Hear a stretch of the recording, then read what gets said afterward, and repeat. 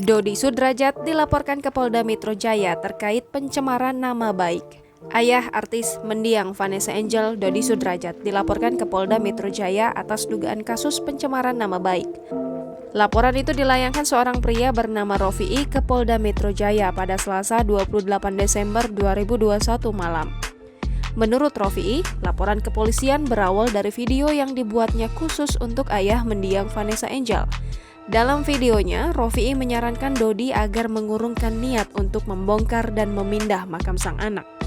Rofi'i bahkan menyebut bakal memberikan Dodi ponsel Samsung Galaxy Z Fold 3 secara cuma-cuma jika niat itu dibatalkan. Namun, kata Rofi'i, video yang dibuatnya itu justru digunakan oleh Dodi untuk mencemarkan nama baiknya lewat media sosial. Rofi'i akhirnya memutuskan untuk melaporkan Dodi ke Polda Metro Jaya atas dugaan pencemaran nama baik. Dalam laporan itu, Dodi dijerat dengan pasal 310 atau pasal 311 KUHP atau pasal 27 ayat 3 Jungto pasal 45 ayat 1 atau pasal 28 ayat 1 Undang-Undang Informasi dan Transaksi Elektronik. Jangan lupa subscribe, share, komen, dan like ya!